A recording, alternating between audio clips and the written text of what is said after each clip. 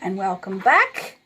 So, thank you for tuning back in. We are still in the garden with Pippi and the very grumpy fine and dandy man who is not being very polite to Tommy and Annika and Pippi. He thinks that he can just buy Villa Vellicula to knock it down and cut down their beautiful oak tree that they play in all the time. And Pippi is skipping circles all around him, and he just wants to find the owner of Villa Vellicula. He does not know that that's Pippi. So here we are in the garden. So he says, let me give him a different voice. The only thing I would like to know is where can I find the owner of this place? I intend to buy it. Well, Pippi Longstocking had gone back to her skipping all around him.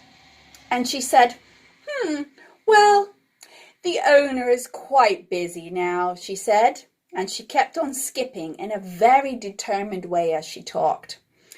As a matter of fact, the owner is terribly busy. And she kept skipping around and around and around. And then she said, but do sit down and wait a while. I'm sure the owner will come along quite soon. So, how long do I have to sit here in front of this ramshackle hovel of a house to wait for the owner? And Pippi said, well, you can always hope that it will be quite soon. I'm not sure. I just know the owner is very, very busy. And she kept skipping up and down the garden path.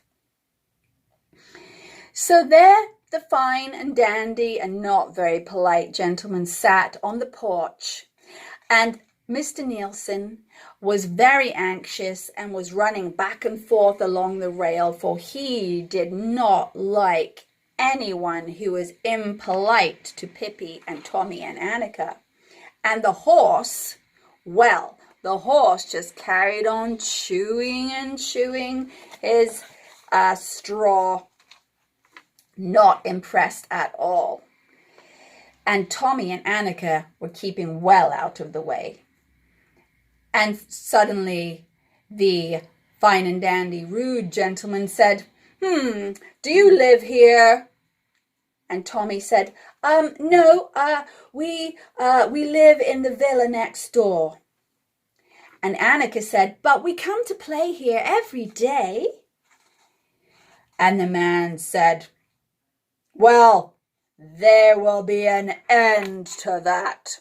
I don't want any children playing around here. Children are the worst things. You can imagine what Pippi thought about that. So Pippi stopped skipping and she said, excuse me, fine and dandy and grumpy gentleman sitting on the steps in front of me. The world needs children. Do you know why? Because they grow up to be fine and kind and dandy aunts and uncles in the world.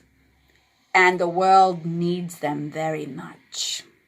And she glared at him. And the fine gentleman looked at Pippi's red hair and decided that he would carry on having jokes about her, because he was a very rude man. And he said, do you know that you look like a newly lighted match? Ha ha ha ha ha. And Pippi stood there and glared. And you know what Pippi said? She put her head on one side and she said, do you know in what way you and I are alike? And the fine gentleman said, there is nothing alike between you, strange girl, and the likes of me, a fine gentleman? And Pippi said, there is a similarity between us. We both have big mouths, except for me. Tommy and Annika giggled and giggled. Even Mr. Nielsen giggled.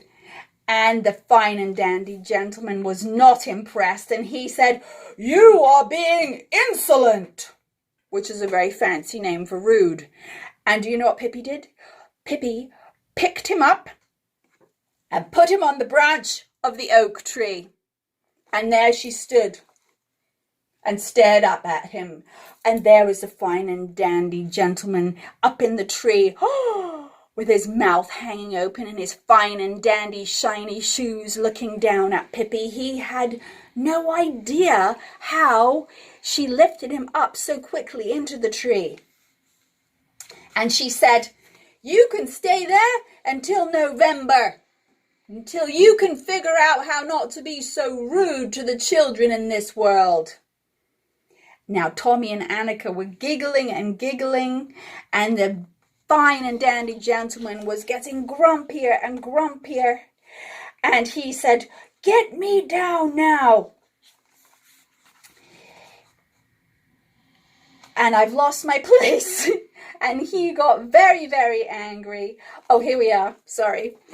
"Get me down now." And Pippi said, "Certainly." And she lifted him down, carried him to his car, and plopped him into the seat and just stood there. And she said, "Well, thank you for dropping by. Awfully nice of you and all that, but I think we'll wait to tear down the house until another day. You see, one day a week we tear down houses, but never on Fridays, because you know that's house cleaning day. So usually we vacuum on Friday, tear it down on Saturday, have a rest on Sunday, and rebuild it again on Mondays, so you can come back another day." So, with great difficulty, the fine and grumpy gentleman scrambled his seatbelt on and drove off at great speed. He was very annoyed, but he was still anxious to find the owner of Villa Vellicula, for he still wanted to buy it. And on his way, he met one of the town policemen. And he pulled over and he said, "Oh, excuse me, officer, could you please help me find the person who owns Villa Vellicula?" And the police officer said, "Oh, with great pleasure. Hello, hello, hello. I would very much like to help you find the person who owns Villa Vellicula. May I hop in your car and we'll drive to where that person is?" And the fine and dandy gentleman said, "Certainly, officer, jump in." So the policeman jumped into the car and they drove off. And the police officer said, "Drive straight to Villa Vellicula." And the fine and grumpy gentleman said, "I've just been there. There's certainly no owner there." And the police officer said, "Oh, yes. The owner of Villa Vellicula is always round there. Off we go." So off they drove to Villa Vellicula. And then when they got there, the policeman said, "There we are. See that person there? That's the owner of Villa Vellicula." Well, the fine and dandy grumpy gentleman looked in the direction that the policeman was pointing. And there on the porch was the girl with the sticking out red braids. It was, in his mind, it was Pippi Longstocking, the girl who lifted him into the tree. and the monkey was sitting on her shoulder. And she said, "Come on, Tommy and Annika. I'm just going to lift the horse down off the porch. Let's go for a ride and have a nice evening." And just then, their owner shouted, "It's you! You are the owner of Villa Vellicula." And the policeman said, "Yes, that's her." And the fine and dandy grumpy man said, "But she's only a little girl." And the policeman said, "Only a little girl.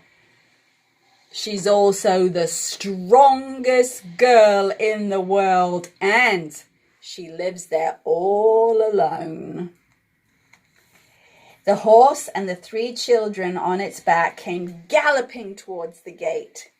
And Pippi looked down at the fine gentleman and said, "Hello and welcome back. It was fun to solve riddles with you a while ago. Come to think of it, I know one more riddle. Can you tell me the difference between my horse and my monkey?" Now, the fine gentleman was really not at all in the mood to solve riddles anymore, and still certainly not with a child. But now he had gained a great deal of respect for Pippi, and he did not dare to not try to answer. And he said, well, the difference between your horse and your monkey, well, I really couldn't say," he said. "Well, it's quite tricky," said Pippi. "I'll give you a small clue. Let's see, I'll make it simple for you. If you should see them both together under a tree, and one of them should start to climb up the tree, that one is not the horse." And with that, the fine and dandy grumpy gentleman had had quite enough, and he said to the policeman, "I'm out of here. I don't want to buy that hovelly shack of a house from some high and mighty and very strong young girl in the world who is going to change many great things. I need to go and figure out how to sort out my manners and learn how to speak to children properly." And the policeman smiled and said, "Sounds like a very good idea, sir. Off we go. You can drop me in town on the way." So they sped off, and Pippi and Tommy and Annika and the horse and Mr. Nielsen all waved and said, "Cheerio! Don't ever come back again, not until you've got your manners sorted. And Villa Vellicula is never for sale, and certainly not to anyone who's going to be chopping down oak trees." And that is the end of our story today. Thank you for coming back. I hope you can at least imagine planting and growing carrots. Remember, they need some sandy soil so that they can grow nice and lush. And I hope you've heard some bird song today and have some hugs. Oh, hugs, hugs, hugs. Oh, see you again tomorrow. Bye.